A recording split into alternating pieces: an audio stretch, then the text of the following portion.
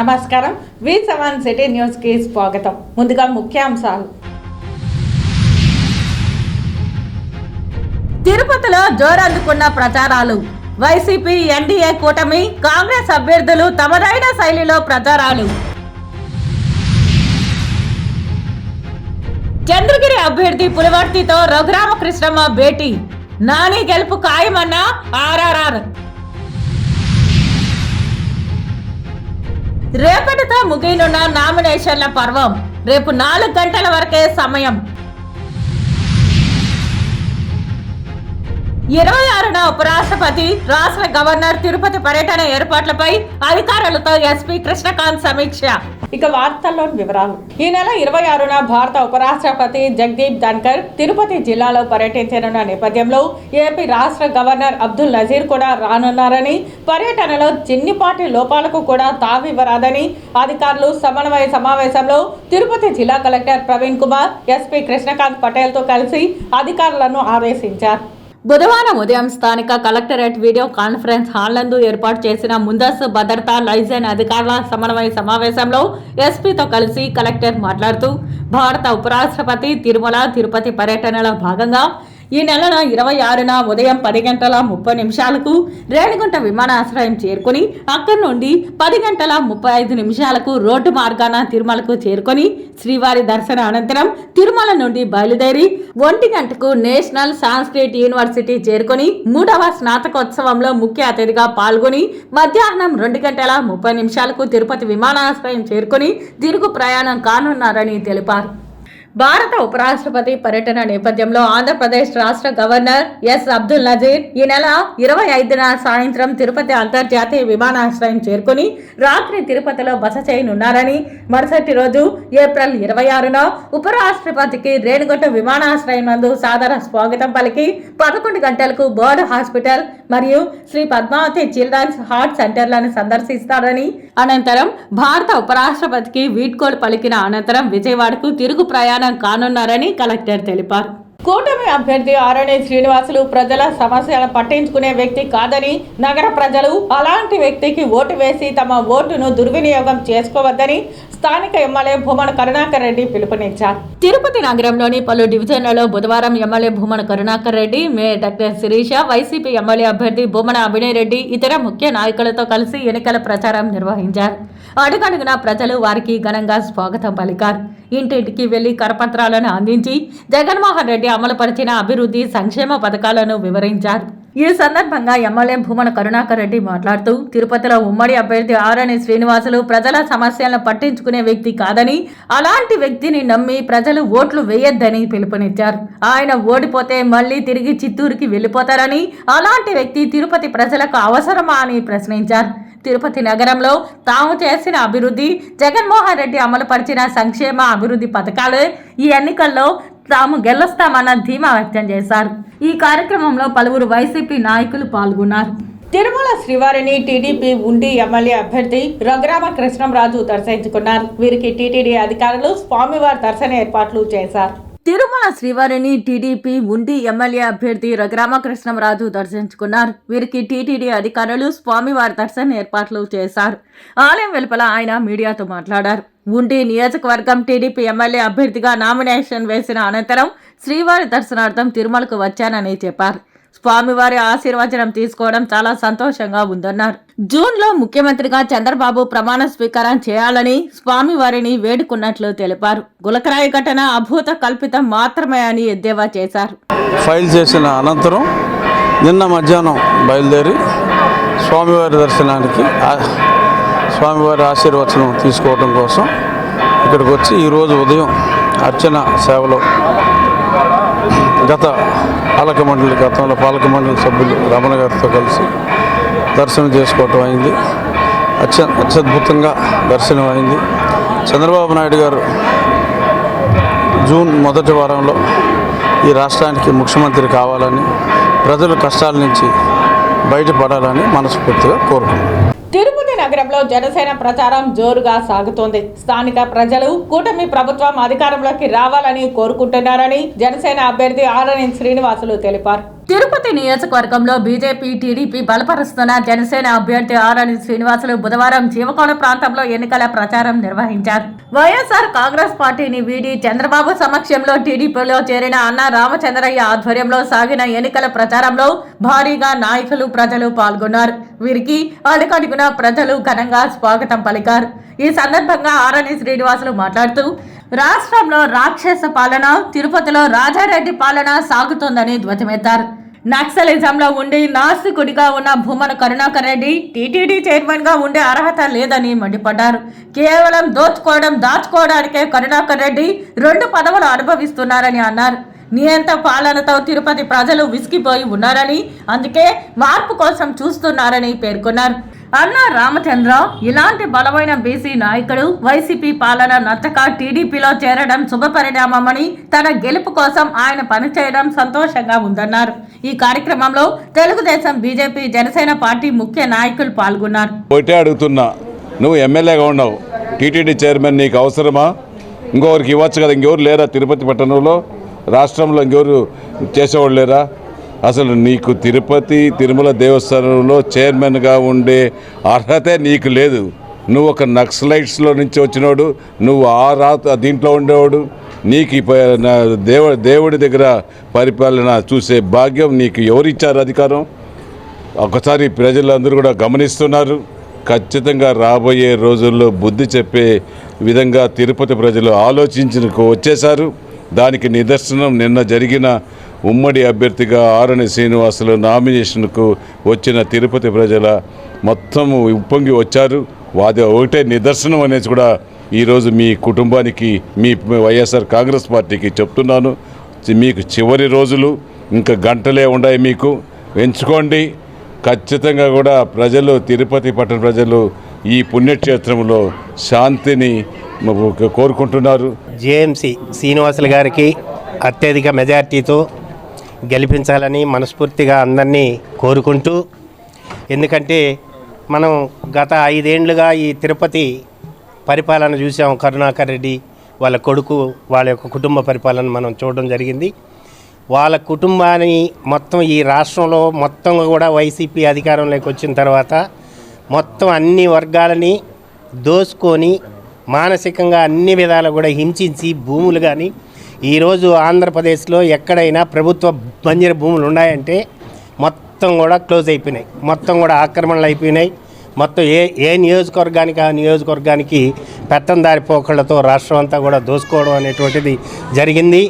ఆ దోపిడీ పాలనని అంతం చేసి ఉమ్మడి అభ్యర్థి అయినటువంటి శ్రీనివాసులు గారికి మంచి గ్లాస్ గుర్తుకు ఓటేసి అత్యధిక మెజార్టీతో గెలిపేయడం కోసం అందరూ కృషి చేస్తామని చెప్పని మనస్ఫూర్తిగా తెలియజేస్తాం. తిరుపతి స్థానిక జీవకోన రాఘవేంద్ర నగర్ వద్ద నుంచి వైఎస్ఆర్ కాంగ్రెస్ పార్టీ తిరుపతి ఎమ్మెల్యే అభ్యర్థి భూమన అభినయ్ పెద్ద ఎత్తున వైసీపీ నాయకులు, కార్యకర్తలు, అభిమానులతో ఎన్నికల ప్రచారం నిర్వహించి ఫ్యాన్ గుర్తుకు ఓటు వేయాలని అభ్యర్థించారు.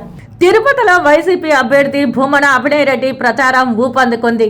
ఎండలు సైతం లెక్క చేయకుండా వేలాది మంది ప్రజలు ఆయన వెంట కదులుతున్నారు. బుధవారం స్థానిక రాఘవేంద్ర నగర్లో నిర్వహించిన ప్రచారానికి వేలాది మంది ప్రజలు తరలివచ్చారు. ఆ ప్రాంతం జనసంద్రమైంది. అభినయ్తో పాటు వైసీపీ ముఖ్య నాయకులు ప్రచారంలో పాల్గొని ఇంటింటికి వెళ్లి కరపత్రాలను అందజేసి జగన్మోహన్ రెడ్డి ప్రభుత్వం వల్ల కలిగిన లాభాలను ప్రజలకు వివరించారు. పథకాలు కొనసాగాలన్నా, రాష్ట్రం అభివృద్ధి సాధించాలన్నా తిరిగి జగన్మోహన్ రెడ్డి ముఖ్యమంత్రి కావాలని, ఫ్యాన్ గుర్తుకు ఓట్లు వేయాలని అభ్యర్థించారు. తిరుపతిలో తాము చేసిన అభివృద్ధిని చూసి ప్రజలు ఓట్లు వేయాలని, నిత్యం ప్రజలకు అందుబాటులో ఉండి మరింత అభివృద్ధి చేస్తానని హామీ ఇచ్చారు. వైఎస్ జగన్మోహన్ రెడ్డి గారి సంక్షేమం పట్ల ఆకర్షితులై రాష్ట్ర వ్యాప్తంగా వైఎస్ఆర్ కాంగ్రెస్ పార్టీకి ప్రజల్లో విపరీతమైనటువంటి సానుభూతి ఏర్పడింది. తిరిగి మళ్ళీ జగన్మోహన్ రెడ్డి గారే ముఖ్యమంత్రి అవ్వడం ఖాయం. ఇందుకు నిదర్శనం తిరుపతిలో ఉన్నటువంటి జీవకోన ప్రాంతంలో జరుగుతున్నటువంటి ఎన్నికల ప్రచారమే ఒక ప్రపంచంలో సాగుతుంది. ఇక్కడ ఉన్నటువంటి స్థానికులందరూ కూడా పెద్ద ఎత్తున పాల్గొని పార్టీకి మద్దతు తెలుపుతున్నారు. తిరుపతి నియోజకవర్గంలో వైఎస్ఆర్ కాంగ్రెస్ పార్టీ విజయ దుమ్దిబ మోగించడం ఖాయం. దేశవ్యాప్తంగా కాంగ్రెస్ పార్టీకి అనుకూల గాలి వీస్తోందని, వచ్చే ఎన్నికల్లో కాంగ్రెస్ పార్టీ నేతృత్వంలో సంకీర్ణ ప్రభుత్వం ఏర్పడి రాహుల్ గాంధీ ప్రధాని అవుతారని కాంగ్రెస్ పార్టీ తిరుపతి పార్లమెంట్ అభ్యర్థి చింతామోహన్ ధీమా వ్యక్తం చేశారు.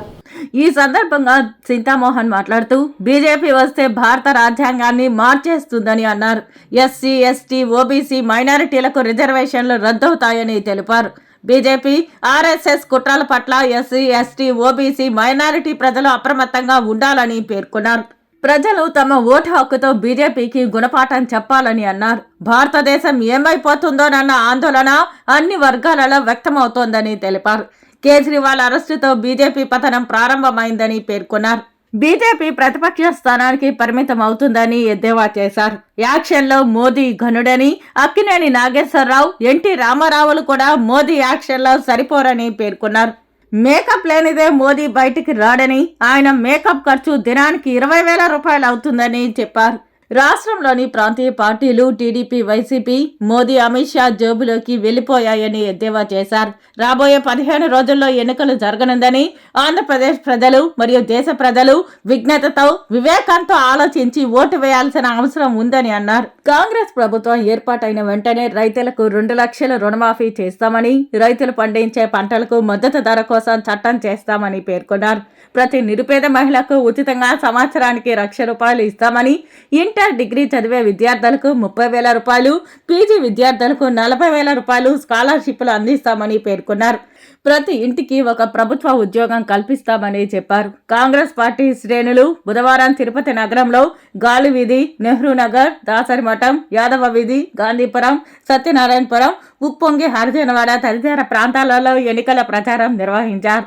ఈ కార్యక్రమంలో కాంగ్రెస్ నాయకులు గోపిగౌడ్, శాంతి యాదవ్, తేజవతి, మునిశోభ, వెంకటేష్ గౌడ్, కడియాల భానుప్రకాష్, షేక్ జావేద్, భాస్కర్, చంద్ర తదితరులు పాల్గొన్నారు. ఎస్సీ, ఎస్టీ, ఓబీసీ మైనారిటీలకు రిజర్వేషన్లు తీసేసి కొత్త చట్టాలను తీసుకొచ్చేదానికి భారతీయ జనతా పార్టీ కుట్రబడుతూ ఉందని బాగా తెలుస్తూ ఉంది. మరి ఈ భారతీయ జనతా పార్టీకి మన దగ్గర ఉన్నటువంటి 2 ప్రాంతీయ పార్టీలు జోబీల్లోకి వెళ్ళిపోయినాయి. మోడీ జోబీలోకి వెళ్ళిపోయినాయి, అమిత్ షా జోబీలోకి వెళ్ళిపోయినాయి. ఈరోజు భారతదేశం ఏమైపోతుందన్న ఆందోళన, ఆవేదన ప్రతి ఒక్కరిలో కనిపిస్తూ ఉంది. ఏది ఎట్టాగైనా కేజ్రీవాల్ అరెస్టు తర్వాత మోడీ పతనం ప్రారంభమైంది. మోడీ అబద్ధాలు చెప్పడం, వేషధారణ, అంతకంటే అక్కినేని నాగేశ్వరరావు కూడా చాలడు మోడీ ముందు. ఎన్టీ రామారావు కూడా చాలడు ఆయన చేసే యాక్షన్లు. మరి ఇంకా చెప్పాలంటే చాలా ఉన్నాయి. టేకప్పులు, ఆయన మేకప్ లేనిదే బయటికి రాడు. అక్కినేని నాగేశ్వరరావు బయట వచ్చేటప్పుడు మేకప్ లేకుండా మామూలుగా వచ్చేవాడు. ఎన్టీ రామారావు బయట వచ్చేటప్పుడు మేకప్పులు లేకుండా కూడా వచ్చి ప్రసంగాలు ఇచ్చేవాడు. కానీ మోడీ గారు మేకప్కి ప్రతి దినం 20,000 రూపాయలు ఖర్చు పెడుతున్నాడు. నా దగ్గర ఆధారాలు ఉన్నాయి.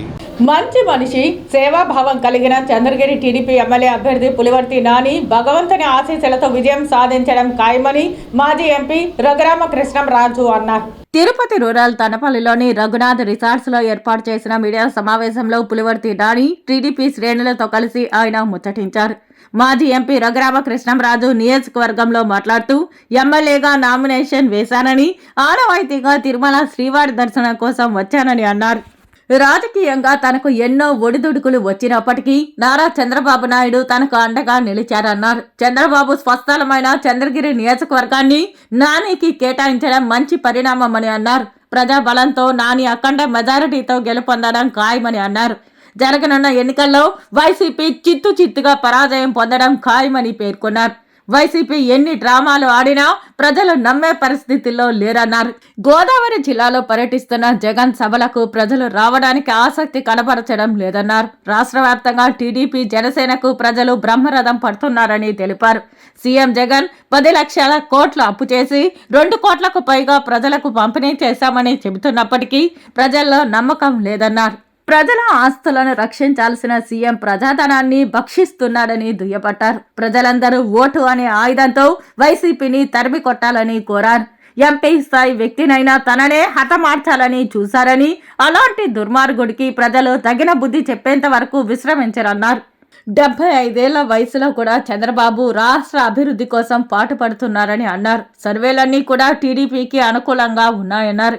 నెల్లూరు నుండి శ్రీకాకుళం వరకు ఎన్డీఏ కూటమి వైపే ప్రజలు మొగ్గు చూపుతున్నారని అన్నారు. గొర్రె కషాయవాన్ని నమ్మినట్లు కడప ప్రజలు ఇకనైనా మేలుకోవాలని సూచించారు. ఈ సమావేశంలో తిరుపతి రూరల్ టీడీపీ మండల అధ్యక్షుడు ఈశ్వర్ రెడ్డి, నాయకులు శ్రీధర్ వర్మ, జేబీ శ్రీనివాస్, దశరథ నాయుడు, హేమం బరధరరావు, ఓవి రమణ తదితరులు పాల్గొన్నారు. మా గోదావరి జిల్లాలకి గత 5 రోజులుగా ఆయన పర్యటిస్తున్నారు. ఎంత డబ్బు ఖర్చు పెట్టినా ఒక్కడంటే ఒక్కడే. మా భీమవరం మీటింగ్కి 978 బస్సులు వచ్చినాయి బయటూరు నుంచి. ఆ 978 బస్సుల్లో వచ్చిన వాళ్ళతో కలిపి 6 నుంచి 7 వేల మంది కన్నా ఆ మీటింగ్లో లేరు. అంటే బస్సు డ్రైవరు క్లీనర్నే తెస్తే బస్సుకి 10 మంది కూడా రాలా. అంటే బస్సులో 10 మంది వచ్చి ఉంటే మా భీమవరం కూడా ఒకరు కూడా వెళ్ళా అని అనుకోవాలి. అదే పరిస్థితి మా గోదావరి జిల్లాలో ఇప్పుడు విశాఖపట్నం, ఈ అనకాపల్లి, భీమిలి ఎక్కడికి వెళ్ళినా కూడా ఆ బస్సు ఒకటే వెళ్తుంది. ఎంతమందిని బతిమాలినా కూడా ఎవడూ రావట్లా.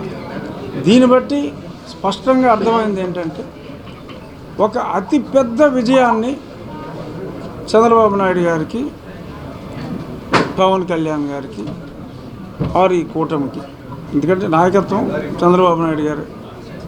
సో చంద్రబాబు నాయుడు గారి నాయకత్వానికి ప్రజలు బ్రహ్మరథం పడుతున్నారు అనటానికి నిదర్శనం జగన్మోహన్ రెడ్డి గారి సమావేశాలకి. ఒక్కడంటే అంటే తెచ్చుకున్న వాళ్ళు ఉంటారు అనుకోండి కొద్దిమంది, బట్ జనరల్గా ఈ పొలిటికల్ పరిభాషలో చూడాలంటే ఒక్కడంటే ఒక్కడు కూడా రాట్లా. సో కాబట్టి రాబోయే రోజుల్లో అప్రతిహత విజయం చంద్రబాబు నాయుడు గారికి కట్టబెడుతున్నారు.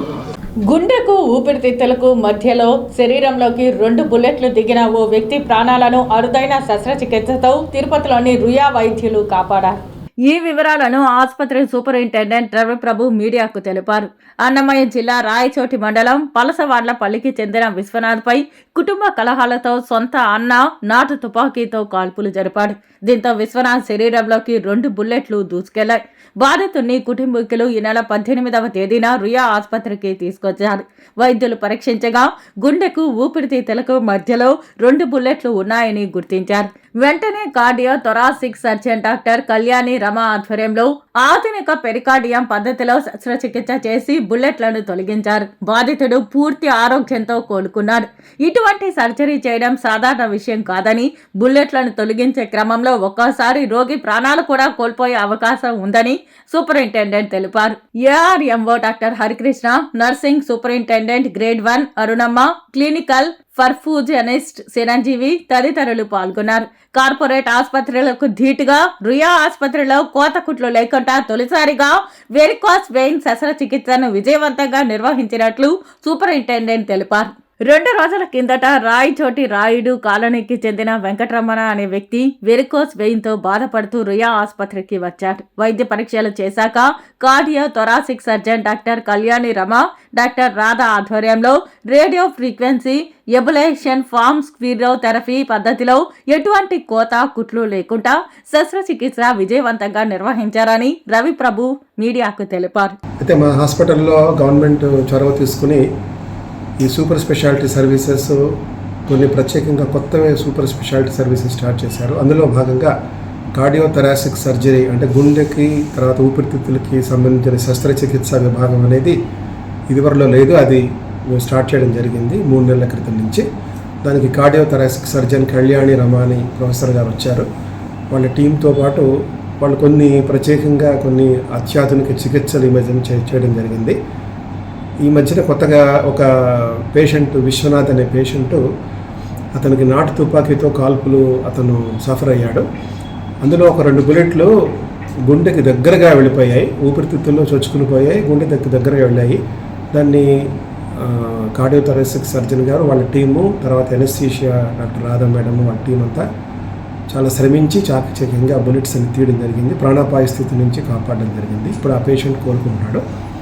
అలాగే ఈ మధ్యనే కూడా ఒక పేషెంట్ వెంకటరమణ అనే పేషెంట్ కూడా వ్యారికోస్ వెయిన్స్ అనేది దాని వ్యాధితో బాధపడుతున్నాడు. ఈ వ్యారికోస్ వెయిన్స్కి మనకి చికిత్స ఆల్రెడీ ఉంది. మనం మామూలుగా ఒక ఆపరేషన్ అందరూ చేస్తూ ఉంటాము, అది చేస్తున్నాము. కానీ ఇప్పుడు ఒక అత్యాధునిక పద్ధతిలో, అంటే కుట్లు కోత లేకుండా ఒక ఈ థర్మల్ థెరపీ ద్వారా, ఒక ప్రత్యేకమైన ఒక మెడిసిన్స్ ద్వారా కుట్లు కోత లేకుండా ఈ వ్యారికోస్ వెయిన్స్కి 2 కాళ్ళకి ఉన్న వ్యారికోస్ వెయిన్స్ని కళ్యాణి రమ ఆధ్వర్యంలో చేయడం జరిగింది. పొంగనూరు అసెంబ్లీ నియోజకవర్గ కాంగ్రెస్ పార్టీ అభ్యర్థిగా మురళీ మోహన్ యాదవ్ నామినేషన్ దాఖలు చేశారు. పొంగనూరులో తహసీల్దార్ కార్యాలయంలో ఆర్ఓకు తన నామినేషన్ పత్రాలను అందజేశారు. ఈ సందర్భంగా మురళీ మోహన్ యాదవ్ మాట్లాడుతూ అత్యంత సుదీర్ఘమైన చరిత్ర కలిగిన కాంగ్రెస్ పార్టీ తరపున నామినేషన్ దాఖలు చేయడం ఆనందంగా ఉందన్నారు.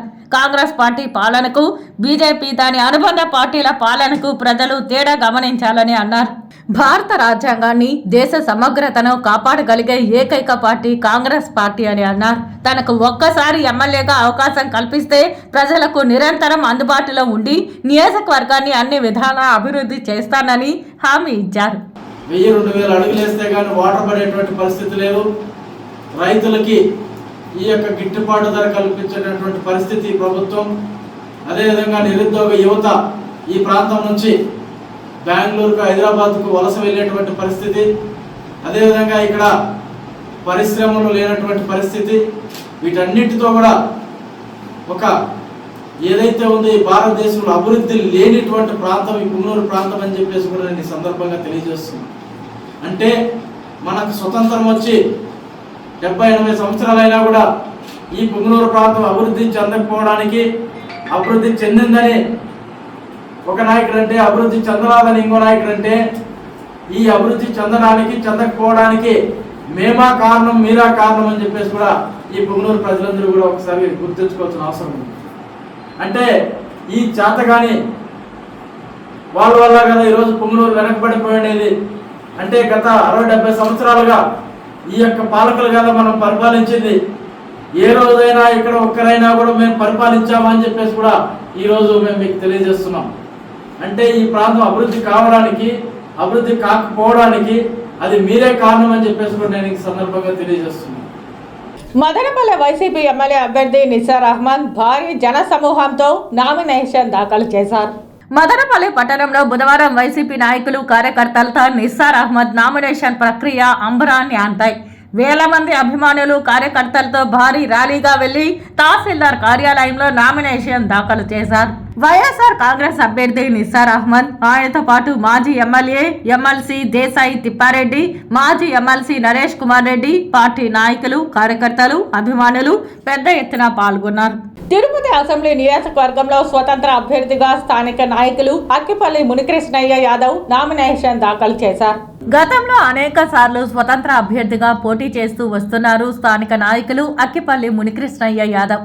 ఈసారి ఎన్నికల్లో కూడా స్వతంత్ర అభ్యర్థిగా బరిలో దిగుతున్నారు. ఈ సందర్భంగా బుధవారం తన అనుచరులతో కలిసి స్థానిక తహసీల్దార్ కార్యాలయం వరకు ర్యాలీగా వెళ్లి అనంతరం నామినేషన్ పత్రాలను రిటర్నింగ్ అధికారి అతిథి సింగ్ కు అందజేశారు. ఈ సందర్భంగా ఆయన మీడియాతో మాట్లాడుతూ తాను స్థానికుడిగా అనేక సేవా కార్యక్రమాలు చేయడంతో పాటు అనునిత్యం ప్రజల మధ్య తిరిగేవాడినని, తిరుపతి స్థితిగతులపై పూర్తి అవగాహన ఉన్న తనను నగర ప్రజలు ఆశీర్వదించి వచ్చే ఎన్నికల్లో గెలిపించాలని అభ్యర్థించారు.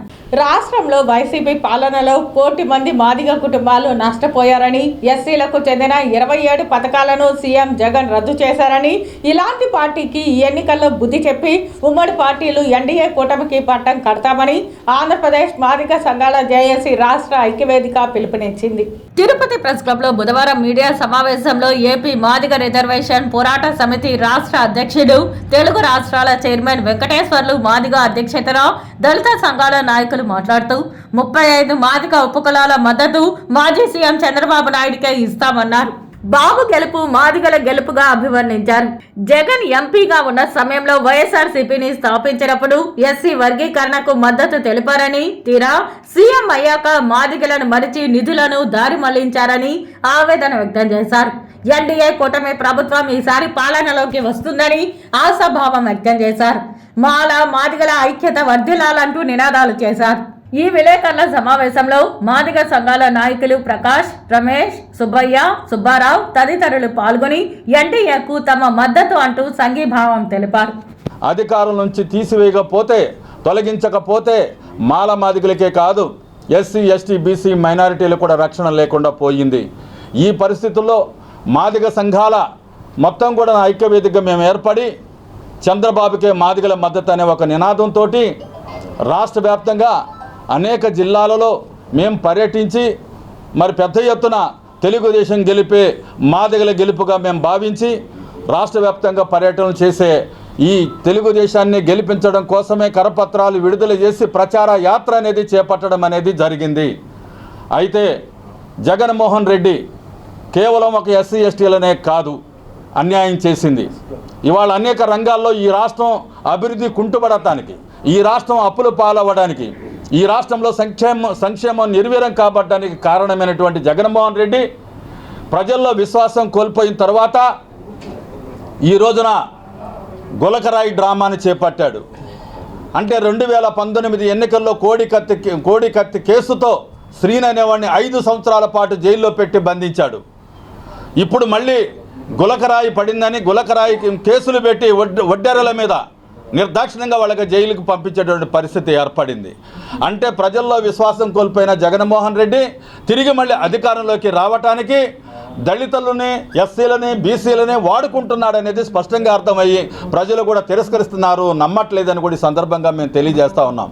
పద్మావతి అమ్మవారిని మాజీ ఎంపీ, ఉండి ఎమ్మెల్యే అభ్యర్థి రఘురామకృష్ణంరాజు దర్శించుకుని మొక్కులు చెల్లించుకున్నారు. తిరుచానూరు శ్రీ పద్మావతి అమ్మవారిని మాజీ ఎంపీ, పశ్చిమ గోదావరి జిల్లా ఉండి నియోజకవర్గం ఎమ్మెల్యే అభ్యర్థి రఘురామకృష్ణంరాజు బుధవారం మధ్యాహ్నం దర్శించుకున్నారు. వీరికి ప్రత్యేక దర్శన ఏర్పాట్లు చేశారు. అమ్మవారి కుంకుమార్చన సేవలో పాల్గొన్న వీరికి అమ్మవారి తీర్థ ప్రసాదాలు అందజేశారు. ఇప్పుడు కొన్ని ఎక్స్ప్రెస్ అప్డేట్ వార్తలు. ఆంధ్ర రాష్ట్ర ప్రజాసమితి పార్టీ అభ్యర్థిగా జయకుమార్ తిరుపతి అసెంబ్లీ నియోజకవర్గ రిటర్నింగ్ అధికారి అదితి సింగ్ ముబుధవారం నామినేషన్ పత్రాలను అందజేశారు. తిరుపతి నగర ప్రజలకు ఎల్లప్పుడూ అందుబాటులో ఉండి సేవలు అందిస్తానని తెలిపారు. వార్తలు ముగించే ముందు ముఖ్యాంశాలు మరోసారి. తిరుపతిలో జోరందుకున్న ప్రచారాలు.